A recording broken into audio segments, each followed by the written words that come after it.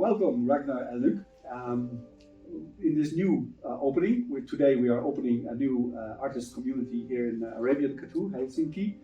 And you are one of the artists that stand out, as we can see, by your appearance, which is a performance, and also by your art. You have a very special, unmatched expectations brought to us today that we will look at a little bit later. And you told me a little bit about the story, but can you explain me in short, how did this piece of art came to life? What was the story behind it? I'll try my best to make it short, but I might fail. And actually this piece of art has been created because I answered to an open call from a company called Futurists. They are a software company and they wanted some student to design a sculpture that would embody their mascot, the chilicorn, which is a unicorn, with a chili instead of the horn. And it was, I think, for a software award, and the winner would get the sculpture. But the trick when I applied, they expected the result to look a bit more like an actual unicorn with a chili instead of the horn than the more imaginative / monstrous version I made, because for me, cute is a concept that not everybody aligns regarding to what it could mean. And I think that it's cute, but a lot of people were like, oh my god, this looks scary. And could you make a less scary version of it? It's like, well, yeah, sure, because it turns out I was the only applicant, which was also a bit weird.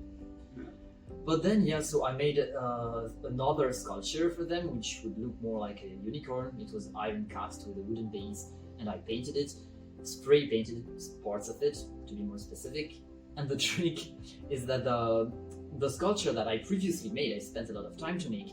Then I have to burn it because it works as a piece, and it doesn't matter if it wasn't suitable for them, because it might find its days and its time in another context. But you decided today is the day. You brought it here and you put it in for auction at the opening of the gallery. This gallery is part of the concept where we actually give all artists here in the Helsinki area a space to not just here in the building itself, but also online. People can now see the work, and maybe we'll find a new home for the chilicorn. What kind of work do you think in the future? Will you put more on this app for people to look at our website to pay as artworks? That's a good question. I would say yes and no, because I don't really know what my future will be actually at this stage. And a part of me wants to focus more on performance and installations, but installations, they mean that they're hardly able to be sold. But the trick is that actually I also like to make smaller pieces, and I also need to live. So maybe I should just make some stuff that I could sell in order to make some money, because I also enjoy the process of making them. And it's nice to have money in the end of the month as well.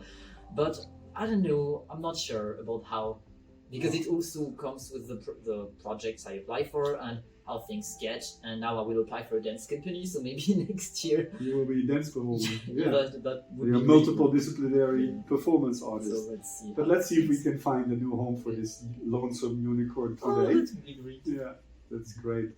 And you have a workshop in one of our communities, a Monoma community here in Helsinki. The other artists, I know some other communities. I've never been to yours. Do you meet with each other?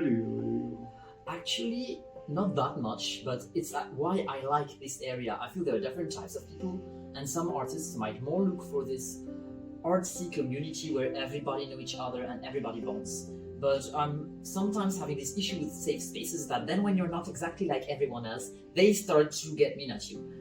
And I appreciate a lot this Hyomoti area because there are a lot of different people. There's a physiotherapy place, there is a brewery. One of the only other artists I know, we were actually together in the art school. And there is, I think, some media artists as well. And I feel the fact we don't meet each other that often means that when we meet, we are always respectful, we say hi.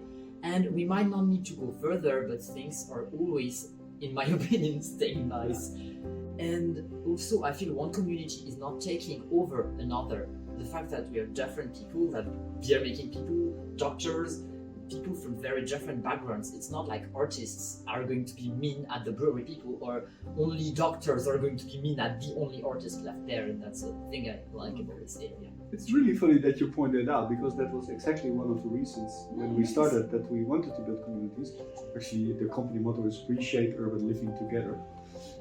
And the whole thing is that what we do is we try to bring vacant spaces to people, and people make communities. So either if you're one-person people, if you're on an island on your own, or here in the city, the spaces are not a thing itself. It's the people that make it a living thing. Yeah, sure. And the whole idea is that we put unused space to be part of a new community. Yeah. But I feel a community can be many things, and it doesn't always. I feel we have this idea that everybody's happy and we have drinks together when we think about community, but it can't just be people saying hi to each other every once in a while and working alongside each other without knowing themselves and each other that deeply. And it can also work. I feel community can be many things. Yeah, that's a nice answer. Okay. Yeah, and for us, we are very proud that today actually the minister decides to open this effect, because what we have tried to bring is that we bring people, buildings, and then all that together. Exactly, that's why I like your story, because it's not about one artist or one doctor. It is about a property that can have a purpose, and the purpose is the property in the street, and in the street is in the neighborhood, and all these people together. That is what making the city alive.